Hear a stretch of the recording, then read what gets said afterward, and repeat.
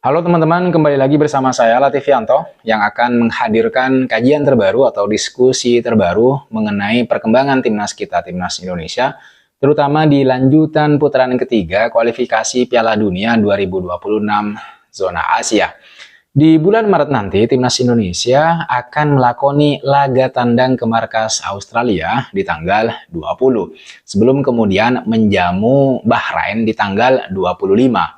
Yang mau saya bahas kali ini adalah pertandingan melawan Australia. Pertandingan antara timnas Australia melawan timnas kita, timnas Indonesia, akan digelar di Allianz Stadium, kota Sydney.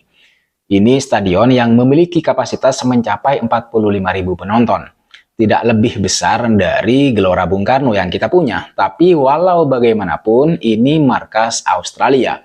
Dan tidak ada pertandingan tandang yang tidak sulit, teman-teman. Termasuk pertandingan tandang Indonesia melawan Australia ini di bulan Maret tanggal 20. Akan tetapi menurut informasi yang saya kutip dari situs bola.com, pendukung timnas kita, timnas Indonesia itu sangat antusias menyambut pertandingan antara Indonesia versus Australia, meskipun pertandingannya masih akan dilangsungkan sekitar kurang lebih 3 bulan lagi. Bahkan dikabarkan dari sumber yang sama bahwa sudah terdapat lebih dari 2.000 tiket dari pertandingan tersebut yang diborong oleh supporter setia timnas kita, timnas Indonesia.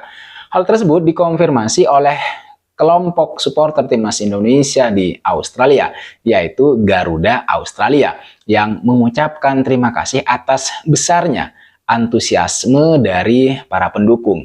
Melalui media sosial Instagram, Garuda Australia mengabarkan kalau sejauh ini itu sudah terjual 2.650 tiket untuk supporter timnas kita, timnas Indonesia. Dan dinyatakan juga kalau angka tersebut masih akan terus meningkat ya, akan terus menambah. Apalagi mengingat pertandingan itu masih bulan Maret tahun depan. Ini artinya teman-teman, laga krusial antara timnas Indonesia versus Australia akan berjalan sangat menarik. Dan kita menurut saya bisa membayangkan para supporter kita hadir, supporter timnas Indonesia akan memerahkan stadion Allianz kota Sydney. Dukungan pemain ke-12 ini, seperti yang saya kabarkan ini, akan sangat berarti bagi timnas Indonesia yang tentu bakalan membidik kemenangan meskipun bermain di kandang lawan. Kita tidak bisa tidak membidik kemenangan karena mau tidak mau kita harus menang ketika melawan Australia jika kita menginginkan timnas kita itu bermain di Piala Dunia 2026. Tapi apakah menang melawan Australia ini sudah cukup untuk meloloskan timnas kita secara langsung ke Piala Dunia? Tentu saja tidak. Indonesia harus meraih setidaknya 3 kemenangan lagi jika ingin langkahnya masuk ke Piala Dunia 2026, teman-teman. Pertama, hitung-hitungan kasarnya tentu saja Indonesia harus menang melawan Australia jika bebannya ingin lebih ringan. Baru kemudian kemenangan berikutnya yang harus dibidik adalah ketika bertanding melawan Bahrain dan kemudian Cina, di mana keduanya akan dilangsungkan di Stadion Utama Gelora Bung Karno. Kita bakalan menjadi tuan rumah.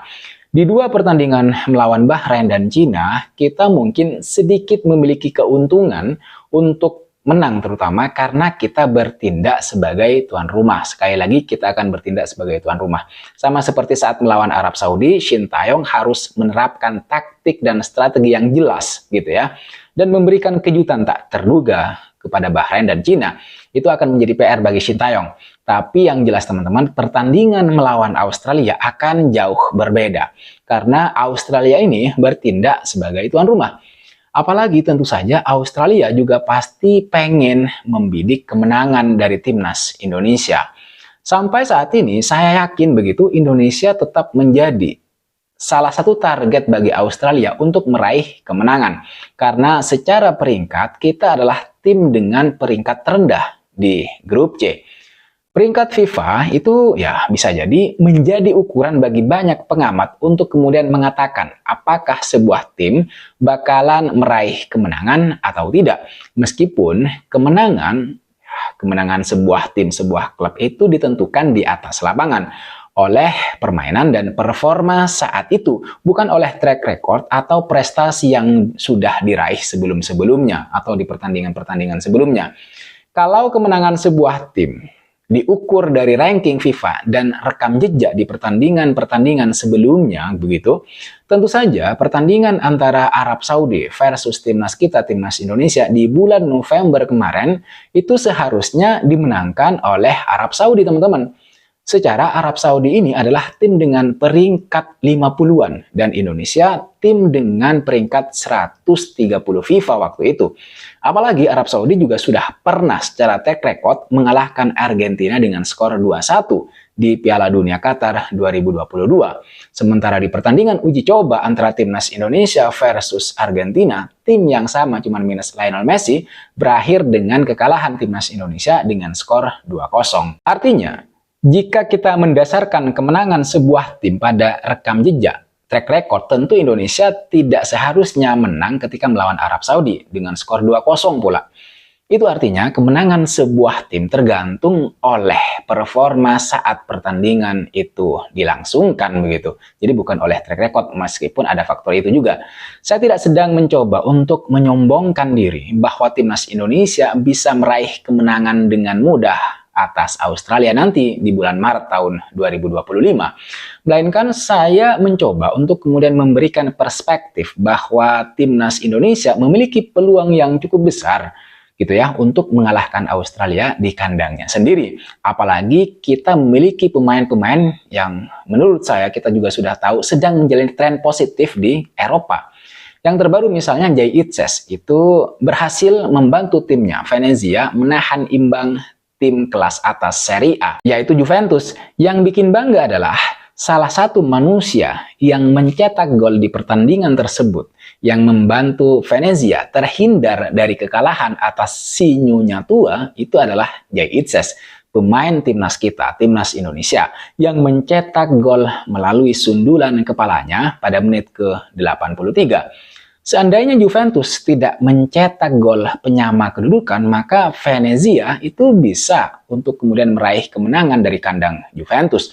Akan tetapi ini yang terpenting teman-teman sekalian, gol yang dicetak oleh Jay Itzes ke gawang Juventus itu telah membuat Jay Itzes sendiri mencatatkan sejarah sebagai pemain Indonesia pertama yang mampu mencetak gol di Liga Italia, di Serie A.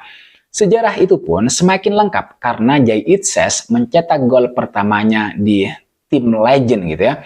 Mencetak gol pertamanya ke tim legend Juventus. Sekali lagi dengan golnya ke gawang Juventus, Jay Itzes resmi menyandang rekor sebagai pemain Indonesia pertama yang mencetak gol di Liga Italia alias Serie A.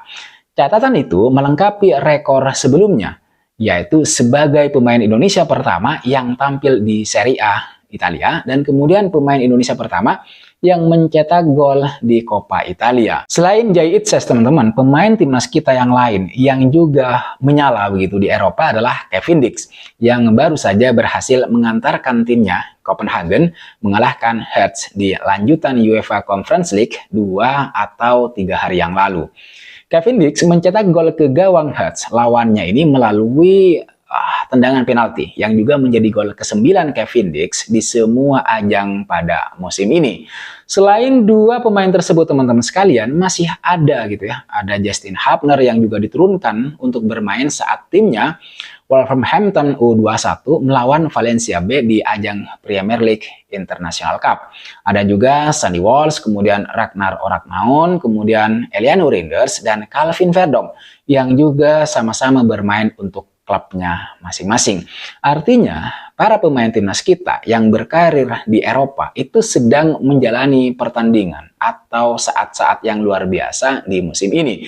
Dan ini bisa membantu timnas kita, timnas Indonesia nanti di lanjutan putaran ketiga kualifikasi Piala Dunia 2026 zona Asia. Jay Itzes misalnya teman-teman, tampil sangat kokoh bersama klubnya Venezia yang membuat Juventus tidak berhasil meraih kemenangan bahkan di kandangnya sendiri. Dan itu tidak lepas dari peran Jay Itzes yang begitu rapi menjaga pertahanan klubnya atau timnya yaitu Venezia. Kevin Dix juga sama gitu ya. Mereka adalah pilar utama timnas kita, timnas Indonesia yang pasti nanti akan diturunkan ketika timnas Indonesia bertandang ke markas Australia dan ketika menjamu Bahrain. Mudah-mudahan saja hingga pertandingan di bulan Maret nanti ketika timnas Indonesia bertandang ke Australia, mereka tidak mengalami cedera sehingga bisa bermain ketika Indonesia bermain melawan Australia dan membantu Indonesia menang begitu ya, terutama di kandang Australia maupun nanti saat menjamu Bahrain 5 hari kemudian di Stadion Utama Gelora Bung Karno. Apalagi di Australia kita juga akan didukung oleh sekitar kurang lebih begitu 3.000 supporter di Allianz Stadium di kota Sydney. Ini akan menjadi suntikan motivasi dan energi lain, energi ekstra yang luar biasa bagi para pemain, terutama untuk berjuang meraih hasil positif di laga krusial melawan Australia. Sekali lagi mari kita bersama-sama doakan agar para pemain timnas kita, timnas Indonesia terus berkembang di Eropa. Karena kalau permainan dan skill mereka, para pemain timnas kita di Eropa berkembang, itu bakalan sangat berdampak positif bagi perkembangan timnas kita, timnas Indonesia. Dan yang terpenting, mereka terhindar dari cedera agar mereka terus bisa dimainkan dan mengalami peningkatan performa dari hari ke hari. Oke teman-teman sekalian, saya kira itu yang bisa saya bahas, yang bisa saya hadirkan ke kalian semua. Buat kalian yang tidak mau ketinggalan update soal timnas Indonesia dan kajian atau diskusi menarik lainnya, jangan lupa kalian subscribe dan aktifkan notifikasinya. Sekali lagi, terima kasih sudah menonton video ini sampai selesai, masih setia di channel Lativianto. Terima kasih, jangan lupa like, komen, dan subscribe, nyalakan notifnya. I'll see you on the next video.